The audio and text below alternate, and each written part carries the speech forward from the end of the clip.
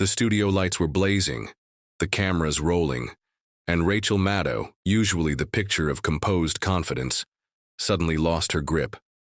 Her palm struck the desk with a sharp crack that seemed to reverberate through the room, through the airwaves, through every living room where viewers sat frozen.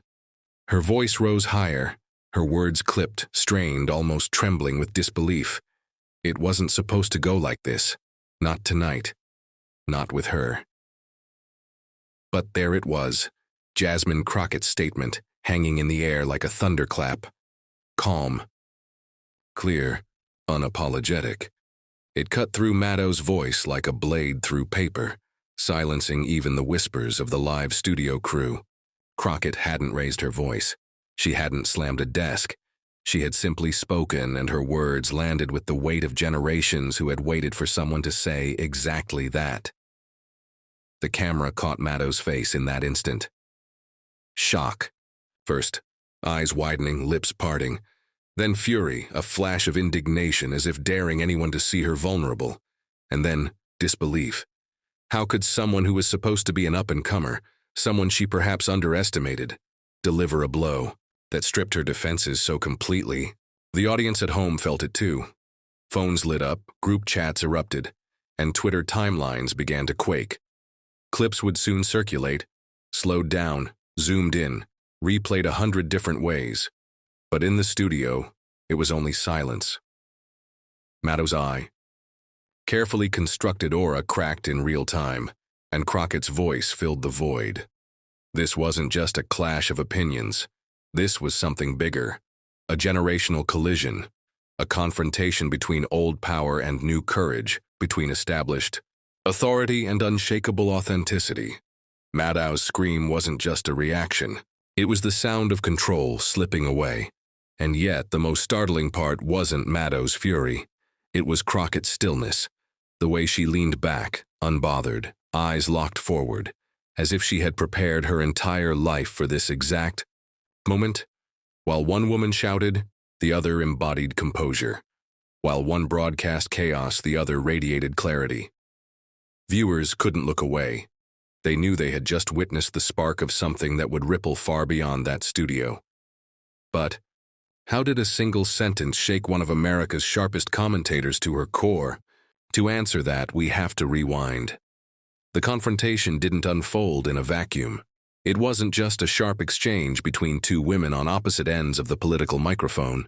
It was the byproduct of a nation on edge, a moment that carried the weight of a restless public hungry for clarity, conviction, and courage. America was already divided into trenches, every debate feeling like a battlefield where truth itself was on trial. And Rachel Maddow?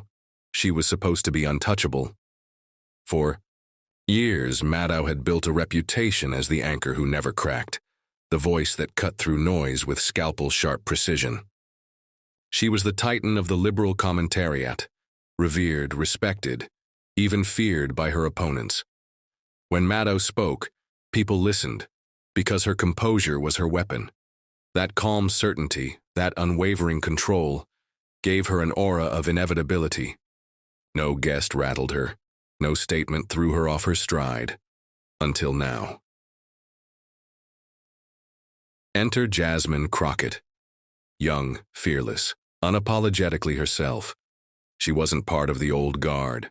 She didn't carry the polish of decades in broadcast studios. What she carried instead was the raw authenticity of lived struggle, the voice of someone who had stood in courtrooms, faced down dismissals, and carved her way into the national conversation through grit, not privilege.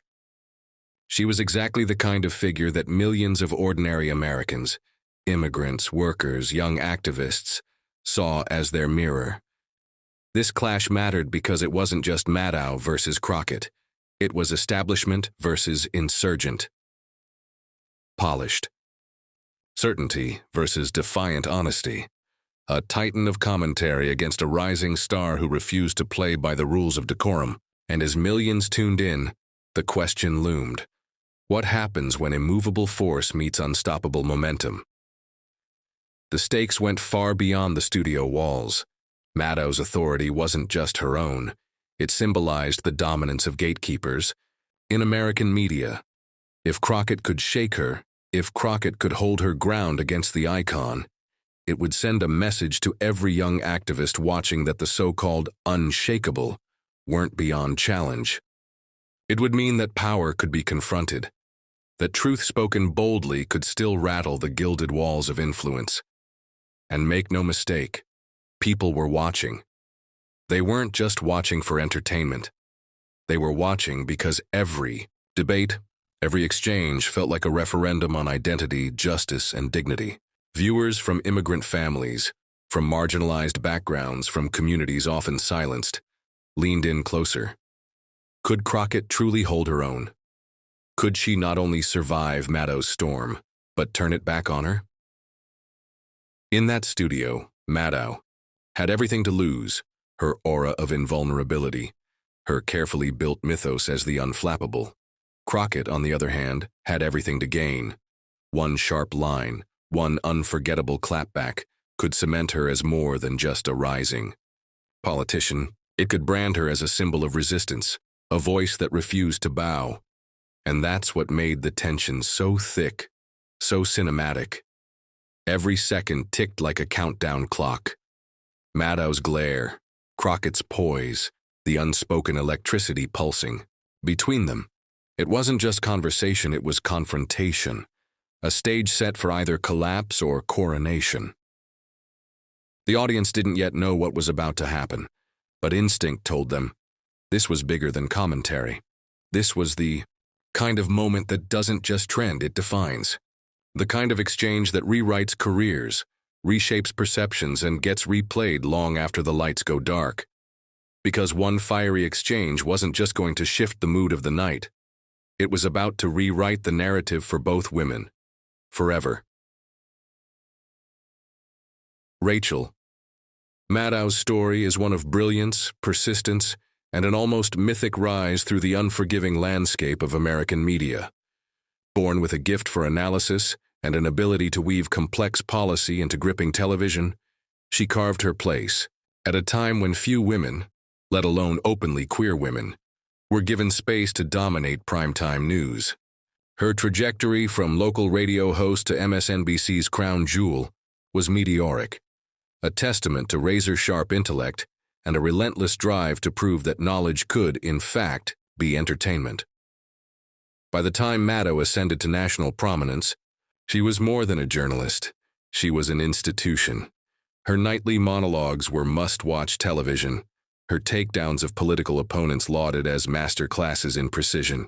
She was clever, witty, disarming, and devastating, an intellectual heavyweight who left adversaries fumbling while her audience applauded.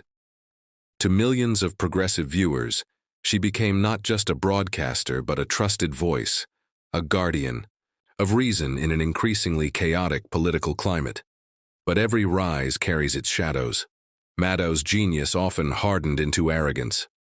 She cultivated a style that was not merely sharp, but cutting.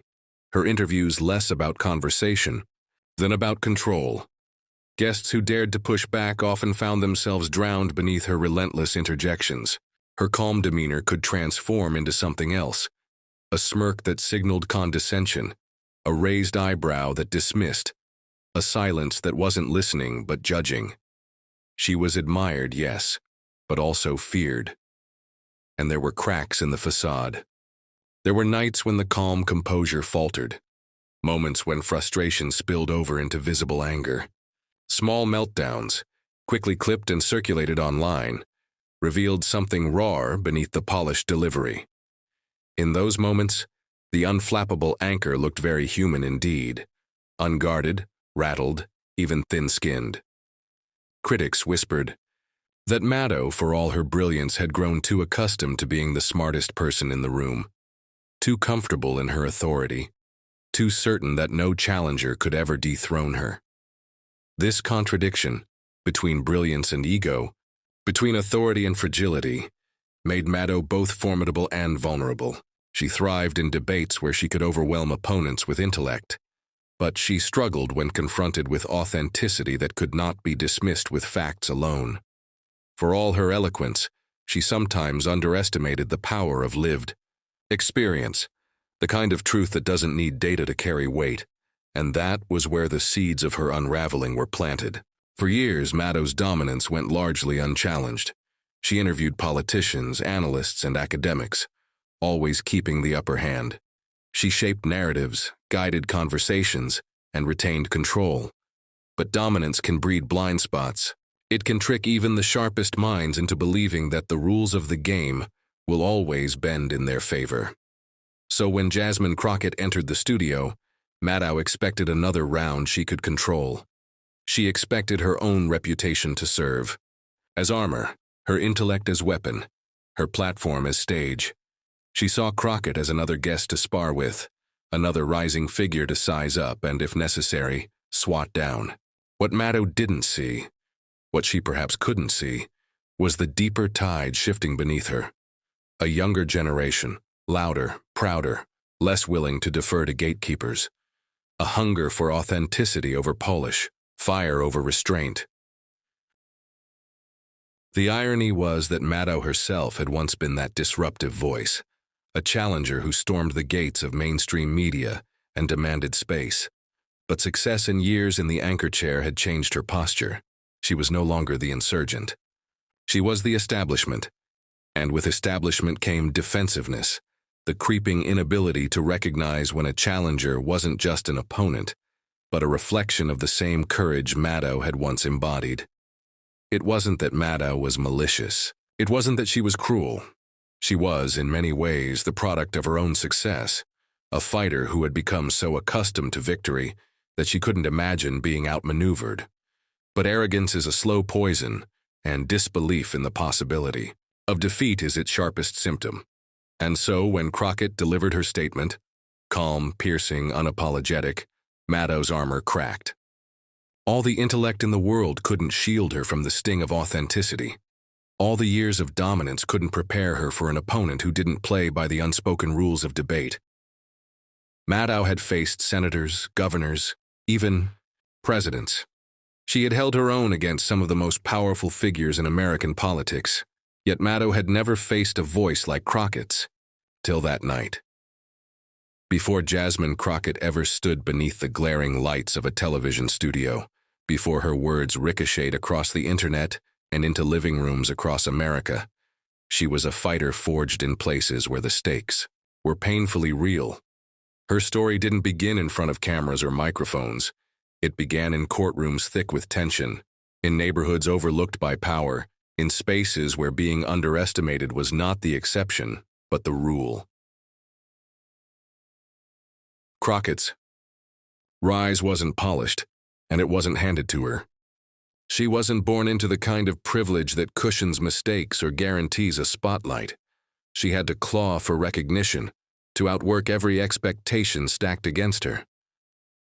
As a young black woman in law, she walked into rooms where eyes measured her before she even spoke, where whispers asked, though never allowed, if she belonged.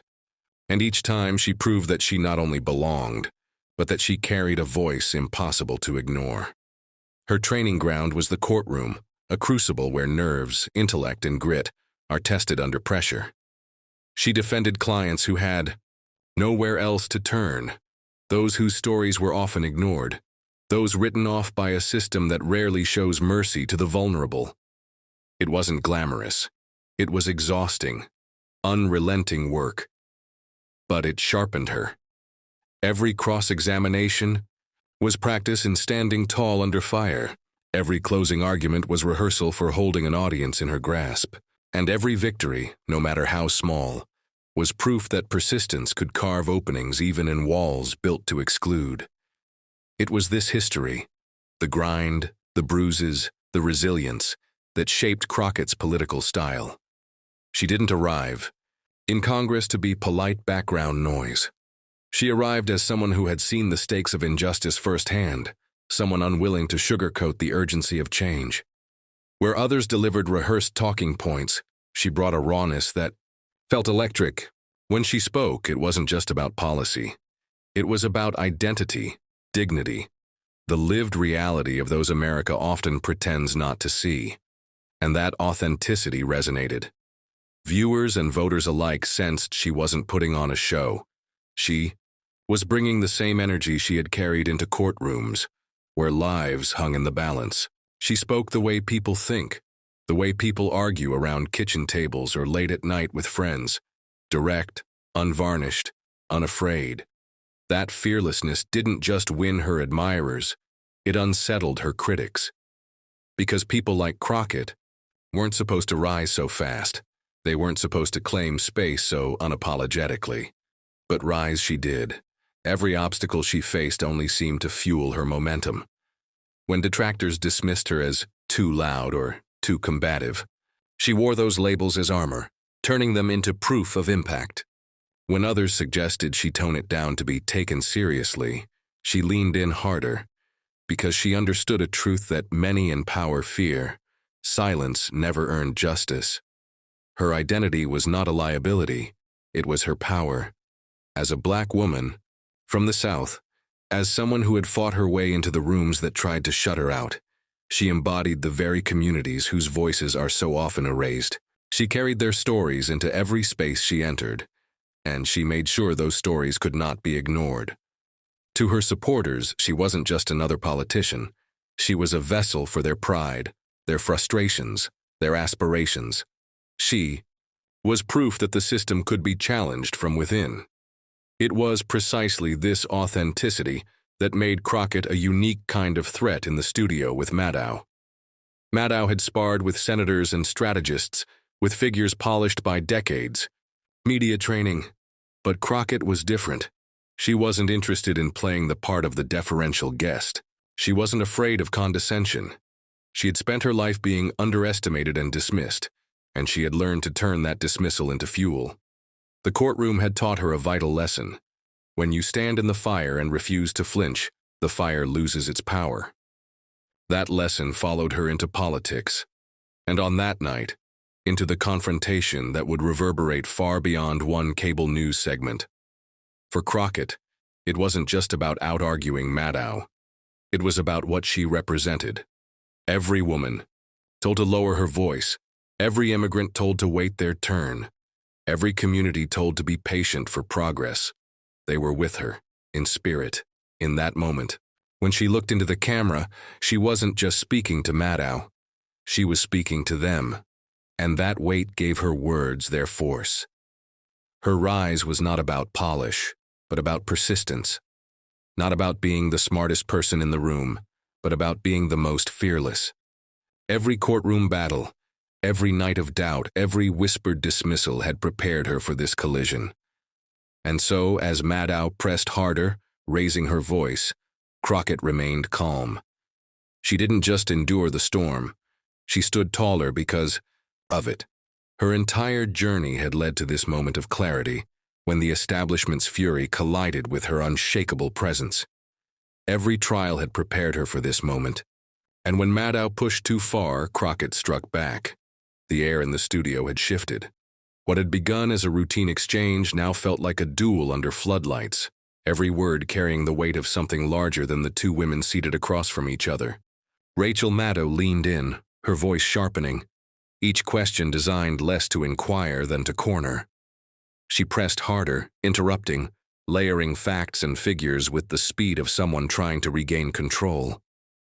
Viewers had seen this Maddow before, the relentless tactician, the debater who overwhelmed her guests with precision. But tonight something was different, because Jasmine Crockett didn't flinch. She didn't rush to fill the silence. She didn't stumble under the rapid-fire questions. Instead, she sat steady, her gaze locked, her voice calm. That composure became its own kind of weapon. The more Maddow pressed, the more Crockett seemed to absorb the force and redirect it, not with volume but with unyielding certainty. The tension rose with every exchange. Maddow's voice grew sharper, her interruptions more frequent, her tone tinged with frustration. Each time she tried to cut Crockett off, Crockett simply waited, then came back stronger, her words slower, more deliberate, her cadence impossible to ignore. It wasn't just what Crockett said, it was how she said it, unrushed, unmoved, as though Maddow's storm was nothing more than wind against stone.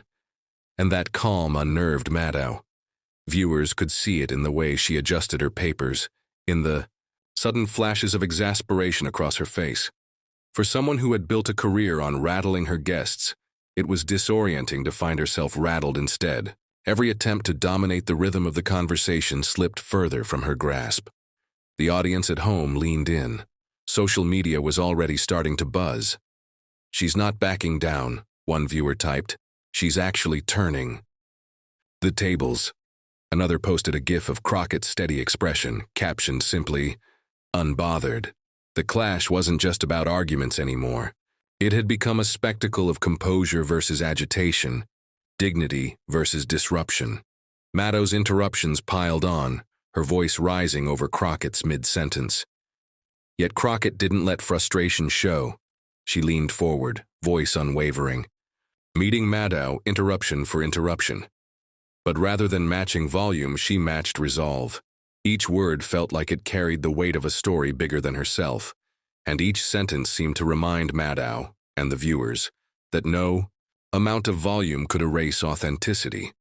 By now, the studio itself seemed to vibrate with tension. The producers, unseen but very aware, exchanged glances. The crew, usually unshakable, shifted uneasily behind cameras. The balance of power was visibly tilting. Maddow's authority, long considered immovable, was beginning to look fragile under the quiet defiance of Crockett's stance. And then came the rhythm of escalation. Maddow's voice, quick, sharp, insistent. "Answer the question, answer the question." But Crockett, without raising her tone, sliced through. "I am answering. You just don't like the answer."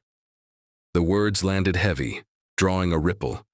From the studio audience, a gasp from those watching live. It was the first true crack, the moment the tide shifted openly. From there, the back and forth only grew more electric. Maddow fired off challenges with visible irritation. Crockett doubled down, her responses tighter, sharper, infused with the conviction of someone who had spent her life speaking truth in rooms that didn't want to hear it. The duel was no longer about facts, it was about dominance. And the balance of dominance was slipping further out of Maddow's hands. By the final exchange of the segment, the tension had reached a breaking point. Maddow's voice was raised. Now her words clipped, her composure slipping away.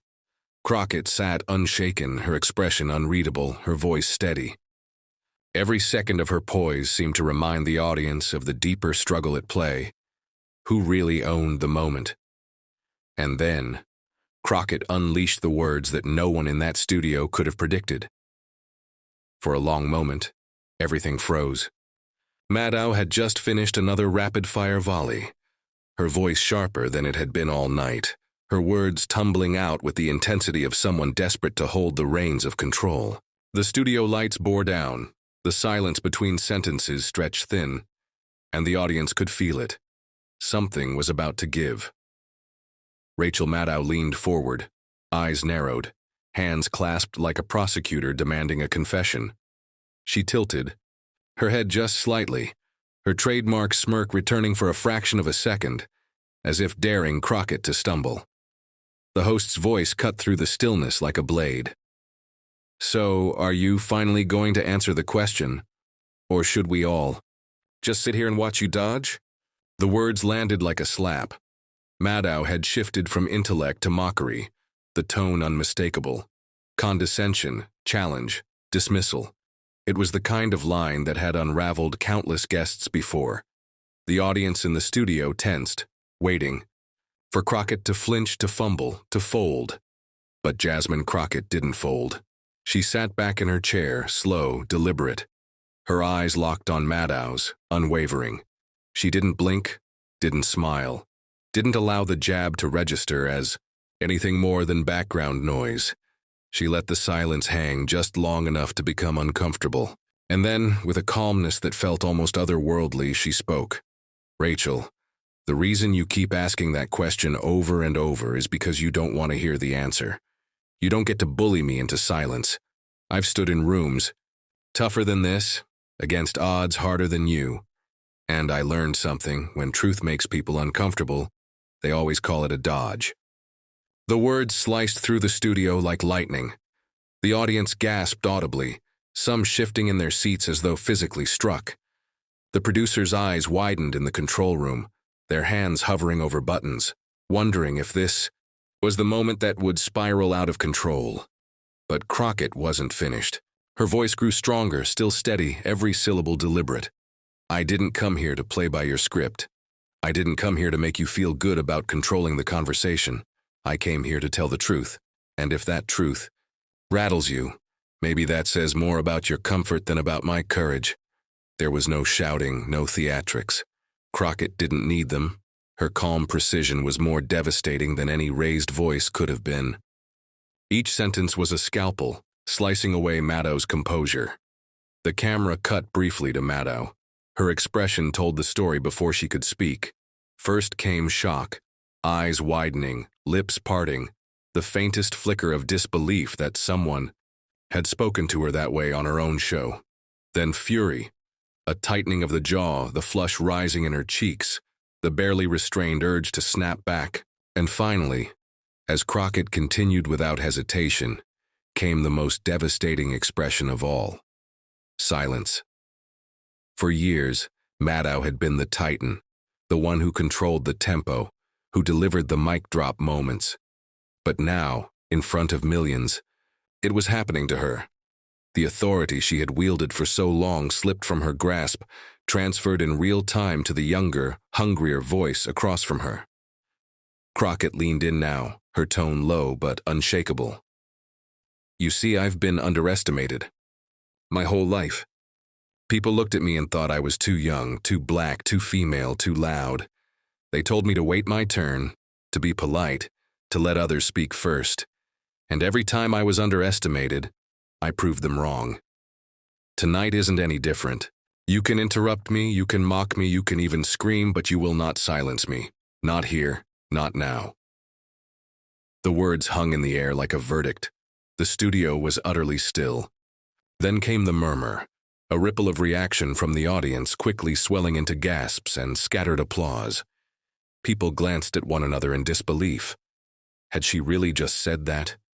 On Maddow's stage, in Maddow's house, Crockett had seized the moment and flipped the script. Maddow tried to speak, her mouth opening as if to fire back, but no words came. The camera caught it, the hesitation, the crumbling of a persona so carefully crafted over years. For the first time in memory, Rachel Maddow didn't have the last word, and that silence spoke louder than anything she could have said. The audience's reaction grew louder now, some clapping, some shaking their heads in stunned amazement. The tension that had filled the room only moments earlier released like a snapped wire, replaced by the energy of witnessing something historic. The clip was already destined to go viral, but in that studio, it felt like time itself had shifted. Crockett delivered her final blow with quiet certainty. I didn't come here to win your approval, Rachel. I came here because millions of people are tired of being talked over, tired of being dismissed, tired of being told their truths don't matter. Tonight, I speak for them. And if that shakes you, then maybe it's about time you were shaken. Gasps again. Louder applause. Maddow sat back, her face unreadable now, the fury still flickering but muted beneath the weight of what had just unfolded. And in that moment, the power shifted. The Titan had fallen. The challenger had ascended. For those watching, it was more than just a clapback. It was a generational passing of the torch, a moment when authenticity triumphed over authority, when courage shattered condescension. It was the kind of moment people would replay, quote, and remember, not just for what was said, but for what it meant. The cameras kept rolling, but the show itself seemed secondary now. The story had already been written in real time, carved into the memory of every viewer. But the real explosion wasn't in the studio. It was online, seconds later. The moment Crockett's words left her lips, the studio itself seemed to shudder with their weight. But the walls of that building could not contain what came next, because in the digital age, nothing stays confined. Not truth, not scandal, not a clapback that feels like lightning in a storm. Within seconds, the clip was ripped, uploaded, shared. On Twitter, timelines flooded with snippets of Crockett leaning forward, her voice steady, her words cutting through Maddow's interruptions like glass. The first hashtag appeared within minutes. Crockett Clapback, then another. Unbothered. And soon the digital tide surged, drowning out everything else. The trending board. One viral tweet read, "I've never seen Maddow silenced like that. Crockett just made history on live TV." Crockett Clapback. It racked up 50,000 retweets before the hour was over. Another, from a college student, captured the generational energy. Rachel's voice was shaking. Jasmine, stone cold. That's the difference. That's the future. TikTok lit up even faster. Clips were set to dramatic music, slowed down to highlight Maddow's stunned expression. Edits zoomed in on Crockett's steady gaze, her words appearing in bold captions. "You will not silence me, not here, not now." Within hours, the soundbite became an anthem, remixed into everything from motivational edits to dance challenges. Teenagers and young activists mouthed along, reenacting the exchange in their bedrooms, making Crockett's calm defiance a cultural moment. And celebrities noticed. One actor tweeted, "I didn't know Jasmine Crockett before tonight, I do now, and wow, what a force." A Grammy-winning singer posted an Instagram story of the clip with the caption, "This is the energy we need. This is the voice of a generation." Even athletes chimed in, one NBA star tweeting, "That's how you stand 10 toes down, respect." But it wasn't all praise. Commentators scrambled to interpret what had just unfolded. On cable networks, analysts debated endlessly. Some Maddow loyalists framed it as a rare stumble, insisting the host had simply been caught off guard. Others dismissed Crockett as performative, claiming she had engineered the exchange for virality. But those arguments found little traction, because the raw footage told its own story, and the public wasn't buying the spin. Progressive. Commentators praise Crockett as a truth-teller who shattered the glass ceiling of media intimidation. One writer noted, "It's not just that Crockett clapped back, it's that she did it without losing her composure. That's what made it unforgettable." Even neutral observers admitted the shift was undeniable. A viral YouTube reaction video, uploaded just hours later, had a host shaking his head in disbelief. You can see Maddow's face literally collapse, and you can see Crockett rise in that exact same second. That's history. That's a changing of the guard. The memes came next. One image of Maddow's stunned expression captioned, "When you realize you're not the smartest person in the room anymore," spread across platforms. Another showed Crockett leaning back calmly, paired with the phrase, "Unbothered Queen." The internet did what it always does. It exaggerated, it amplified, it immortalized. But beneath the humor was a shared recognition that something profound had taken place. For millions watching at home, the emotional impact was electric. They weren't just spectators. They felt like participants in a seismic cultural shift. Immigrant families texted one another clips, proud that someone was speaking with the kind of unapologetic honesty they longed for. Young progressives flooded group chats with memes and quotes, rallying around Crockett as a new kind of hero. Parents told their kids, "Watch this. This is what it looks like to stand tall." And the ripple effects didn't stop with social media. Local news anchors replayed the segment, commentators dissected it frame by frame, and politicians themselves weighed in. A senator tweeted praise, calling Crockett a rising star with courage. Another, less enthused, accused her of disrespecting one of the most important voices in journalism. That only fueled the online fire, as supporters shot back, "Respect is earned, not demanded." By the next morning, Crockett's name dominated headlines.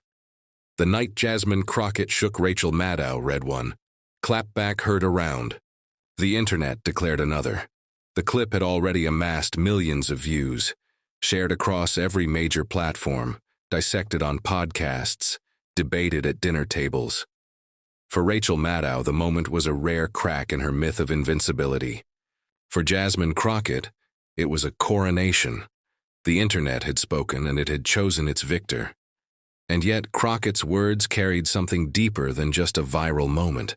They carried a truth that couldn't be ignored.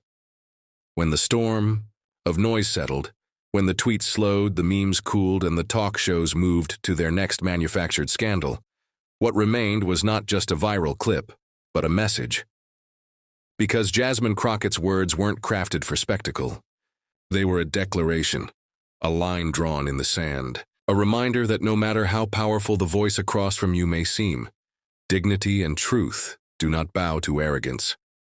For years, Rachel Maddow had been framed as unshakable, a gatekeeper of political discourse, the final word on what mattered and what didn't. But Crockett shattered that illusion in seconds, not with rage, not with theatrics, but with authenticity.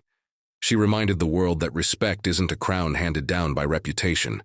It is earned in every exchange, every debate, every encounter where one human being faces another. And that, perhaps, is why the moment resonated so deeply. People didn't just see Maddow's frustration. They saw themselves. Times they'd been talked over, dismissed, underestimated. They recognized the condescension in Maddow's tone, the assumption that her authority was unchallengeable. And they felt the satisfaction, the catharsis, when Crockett calmly refused to bend. This wasn't just a clash of personalities. It was a confrontation between two visions of power. On one side, arrogance disguised as intellect, confidence warped into condescension. On the other, resilience, authenticity, the quiet courage of someone who has lived what she speaks. Crockett's composure was not the product of polish, it was the product of struggle. Every courtroom battle, every headline that questioned her legitimacy, every time she had to fight twice as hard to be heard, all of it forged the steel that Maddow ran headlong into. And in that collision, a truth crystallized. Power without humility crumbles when faced with courage. For viewers across the country, the lesson was undeniable. You don't have to scream to be strong. You don't have to carry a legacy of decades on television to command respect. What matters is clarity, conviction, and the refusal to shrink in the face of intimidation. Crockett modeled that truth, not as a politician on a stage, but as a human being who refused to be diminished. The moral rang out. Arrogance will always underestimate authenticity, and arrogance will always lose. But Crockett's moment was more than a personal triumph. It was an invitation for every viewer who had ever been told they weren't enough, for every immigrant who had been told to be quiet and be grateful, for every woman who had been spoken over in a meeting, for every young activist who had been dismissed as naive. The lesson was simple yet revolutionary. Your voice is enough. Your story matters. And when you speak with truth, even the loudest in the room must listen. That is why this clapback wasn't just entertainment. It was empowerment. It gave people permission to see themselves not as spectators, but as participants in a larger fight for dignity. It reminded millions that courage doesn't always roar. It sometimes comes in the form of stillness, a steady gaze, and a sentence that changes everything. And as the dust settled, the narrative was no longer about Rachel Maddow's stumble. It was about Jasmine Crockett's rise, and about the countless people who saw their own struggles reflected in hers. The arc of the moment was cinematic, but its meaning was deeply human. Crockett didn't just counter Maddow. She reframed the rules. She reminded America that truth will always outlast arrogance and that respect must be earned, not demanded. And so the clip lives on, not as a footnote, but as a rallying cry. Because in the end, this wasn't just a clapback, it was a declaration. Dignity belongs to those who claim it, courage belongs to those who practice it, and the future belongs to those who refuse to be silenced. One statement. That's all it took to shake a network, to rattle one of the most seasoned voices in political commentary, and to remind millions watching that power is never absolute. Rachel Maddow's stunned silence became the image replayed on loop, but the heartbeat of the moment, the part that mattered, was Jasmine Crockett's courage. Her words lit a fuse that no amount of studio polish could contain, exploding across timelines, echoing in living rooms, sparking conversations in classrooms, coffee shops, and family tables. Because this wasn't just about Maddow losing her composure. It was about truth cutting through arrogance. It was about authenticity standing tall against condescension. And in that clash, viewers saw the possibility of something bigger. The belief that dignity, resilience, and fearlessness could rewrite the script. Moments like these matter because they aren't confined to the walls of a studio. They ripple outward. They remind us that one voice, one sentence, one act of courage can shift the conversation for millions. And if Jasmine Crockett's words taught us anything, it's this: never underestimate the power of speaking truth with clarity and calm. So now, the moment is yours. Share this story. Carry it forward. Let it remind someone in your life that their voice has power, that arrogance can be challenged, that silence can be broken, and that courage belongs to everyone, not just the few. If you believe in these values, if you want to keep amplifying stories of resilience and truth, hit subscribe, join this community, and add your voice to the chorus. Because in the end, arrogance fades, noise dies down, but one truth always remains: dignity always wins.